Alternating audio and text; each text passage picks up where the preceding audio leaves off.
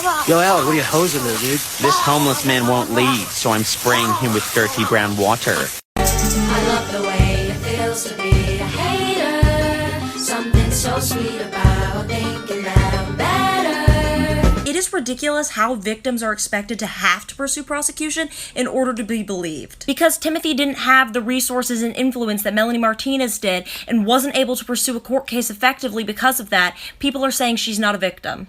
Hey guys, welcome back to my channel. If you're new here, hi, I'm Lauren. I do ram content on my channel whenever I can. So I think most of you guys may have seen on TikTok about the recent resurface again of the Melanie Martinez accusations, especially since Timothy has came back with a video talking about them again. So we're going to discuss it, talk about it, explain the situation. So before we do, I do want to stress this is a content warning for the topic of SA in case any of you all are uncomfortable with it. Yeah, let's get right into the video. So recently on July 19th, which was this past Friday, I think, Timothy had posted on TikTok talking about the Melanie Martinez allegations that she had made back in 2017.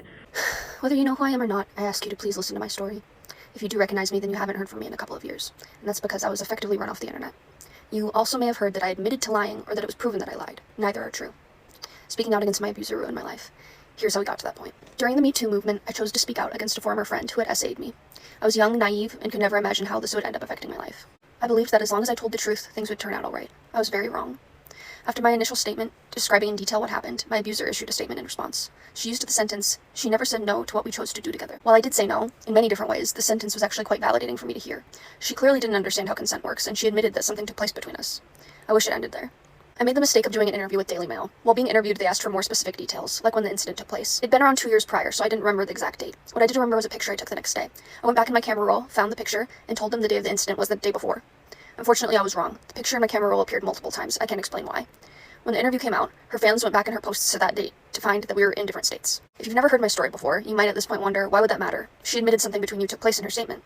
I agree, and this is just one of the parts that drives me crazy. After this discovery, she released a second statement, in which she thanks her fans for researching the timeline and analyzing past Instagram posts which reveal my false statements. Unfortunately, this was enough for 99% of her fans to take what she said as truth and deem me a liar. The complete contradiction of her statements meant nothing. The events after this are so much and so overwhelming it's hard for me to recount. She ended up releasing essentially a diss track about me, with lyrics perpetuating the idea that I lied about all of this for fame. I was a small musician at the time, and after speaking out, gained tens of thousands of followers. While there were some supporters, the majority of the followers were people who actively hated me. I suddenly had thousands of hate accounts dedicated to me, thousands of dislikes and negative comments on all of my music, and completely ridiculous fabricated stories of me being posted online. I really hoped it would die out and people who liked me would stick around and I'd be able to move on with my career, but it never died. Anything I attempted to do was infected with this story. Googling me results in many first-page results calling me a liar. The people who hated me took it upon themselves to ruin every opportunity for me. Partnerships with brands, modeling opportunities, they were all flooded with comments saying I lied about SA. In addition to this, my home address, phone number, and family's phone numbers were all leaked. I became so discouraged with my own music career, I essentially stopped. I started doing SW in an attempt to regain some autonomy, but that was taken from me as well when people who hated me hacked the account. I was just trying to move on. My adult content was being spread and mocked by the people who hated me.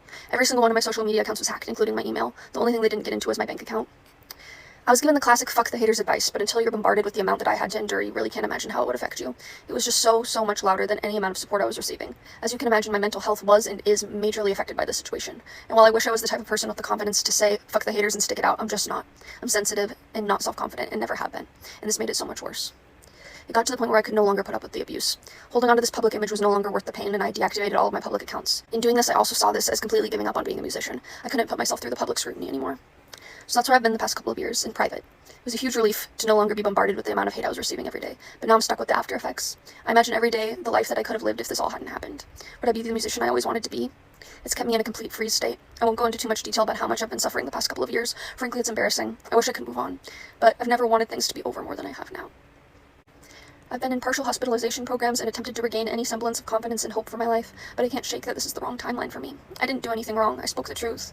If you're familiar with my story, you may have also heard that I admitted to lying, and I can assure you that never happened.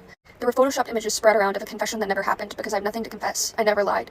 You may have also heard that I accused other celebrities of this, which I can promise you never happened either. There's so many other terrible things that people have made up about me that I'm not going to dissect and defend right now, but I was successfully gaslit into thinking I was a bad person who deserved this. I'm so scared to speak out about this again. There's a high possibility that I won't receive any support from this, and people who hate me will target me again, and I go back into hiding. I ask that if you are someone who is under the impression that I lied about this, to please hear me out.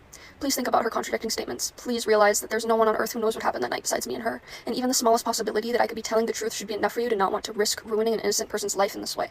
I'm completely exhausted from begging people to believe me for years now. I'm not sure what I'm hoping will come from this. It's gotten to be quite humiliating to beg people to care.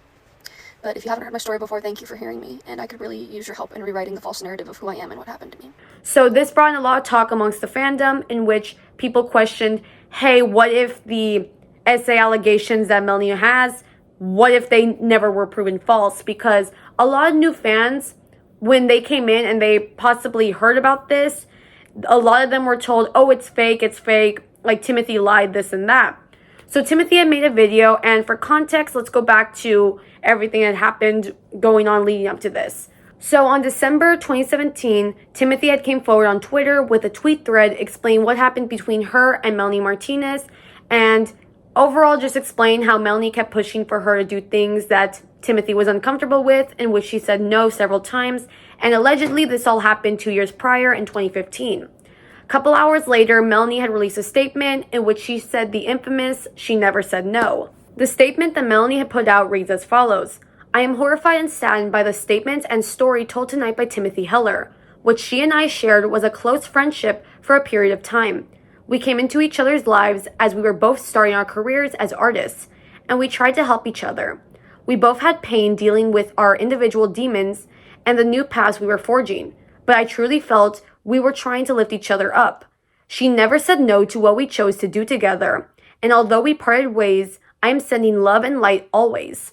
So Timothy had spoken to the Daily Mail, in which she misspoke about the date in which it happened.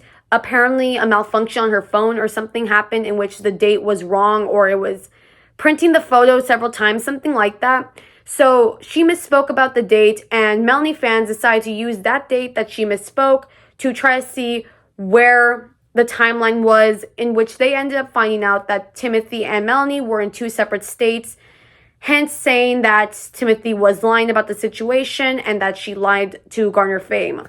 After it was quote-unquote disproven by fans, Melanie had put out this statement in which she said the following: I understand how hard it could be to see my side of the story, considering no one with a heart would want to invalidate anyone speaking up about this topic. I want to thank my fans who took the time to research the timeline, analyze past Instagram photos, and question the story being told, which reveal her false statements. I trusted so many people in my life who took advantage of that trust for their own personal gain. Please know that my intentions with everything that I do in my life are always pure, and I would never be intimate with someone without their absolute consent. Now, that final statement by Melanie was what ended up getting Timothy basically booed off the internet, and she got a lot of hate from Melanie fans and still continues to do so. So with Timothy coming back and talking about her side of the story in the present time, many fans of Melanie who were younger when the situation happened are now in their late teens, mid-20s, something like that, are possibly looking at this from a different lens and being like, hey, maybe she was telling the truth.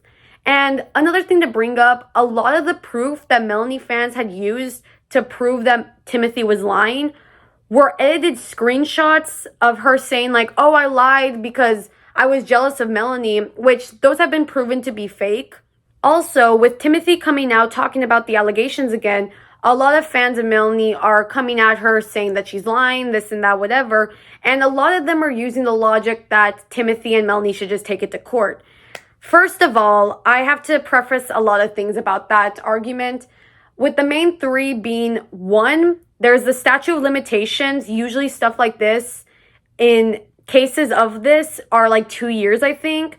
And even then, number two, it's hard to win a case like this in court. And number three, they're both women. So this was going to be a hard thing to argue in court. And for those people saying like, oh, how come Timothy didn't get a kit done, if you know what I'm referring to, those kits are mainly used when the perpetrator is a male because of the DNA and everything. So it wasn't going to work. So I think also a lot of people are invalidating Timothy because she didn't get anything done. Like she didn't tell the cops or go to court or anything, which I think is kind of like shitty, to be honest, because you're telling me you're only going to believe a victim if they do all that. You get what I mean? Like you have that logic of, oh, believe the victim, always believe the victim, until your favorite artist is the perpetrator. Honestly, and the Melanie fandom has gotten so toxic, like I'm not even joking, especially when it's come to this situation. Now, some of the fans are very young, which, first off, like some of the 10-year-olds shouldn't even be on TikTok, but the fact that a lot of the fans are constantly like deriding and trying to say like, oh, Melanie is innocent, this and that, whatever, and it's like, I don't even think Timothy was the only person who spoke out about Melanie. Like, I think there were 2 other people who spoke out. I could be dead wrong, but I know one of them was a stylist who, it wasn't anything SA related or anything, but that she just had like a very bad experience with her or something like that. But overall, like, I guess what bothers me, and this, I constantly go back to this whenever we're talking about celebrities and stuff, is why people constantly ride so hard for someone who doesn't know them and who sees them as a dollar sign. Like, I'm not joking when I say this. Like, you don't know these celebrities and they don't know you and you're just like a dollar sign to them. Like, it's not bad to call out your fave for shit they're doing. Like, I don't know why it's so normalized to constantly like support whoever you want to support when they're doing like terrible shit. Like, I don't know, why are we throwing our morals out the window for someone who just looks at you as like a dollar sign? You get what I mean? But anyways, that's just my opinion on this whole thing. Personally, I have stepped away from Melanie. I have unfollowed her on everything because I used to be a fan, but now because I'm standing with Timothy in this, I am going to believe the victim. I rather, and listen to me, this is personally how I view it, I rather believe someone who may have lied than to believe someone who may be a potential SAer. Like, I rather do that, honestly. And like, I don't think Timothy's lying personally, but if that does come up, I rather say that I support someone who may have been lying than someone who is potentially like actually doing that. You know what I mean? But anyway, so as of right now, Melanie has not issued a statement. She hasn't said anything about it. And a lot of people, of course, are in the comments saying like, hey, like, I need you to speak out about this because I'm like defending you right now. And I'm just like, there's 2 things that's going to probably happen. 1, she's not going to speak out about it. I can guarantee that, mainly because it's going to affect her sales or whatever. And she probably will just push another like Portals perfumes or something to like get people like to stop talking about that and focus more on her merch and whatever. Or number 2, she'll speak out about it and there'll possibly be more hate towards Timothy. I don't know, but that's just how I see this. So anyways, I hope you guys enjoyed the video. Make sure to like, subscribe, and share, and comment down below what else you guys want me to talk about on my channel. Please be respectful in the comments because this is a very sensitive issue. So I am urging you all, just, if you disagree with anybody, please be respectful about it.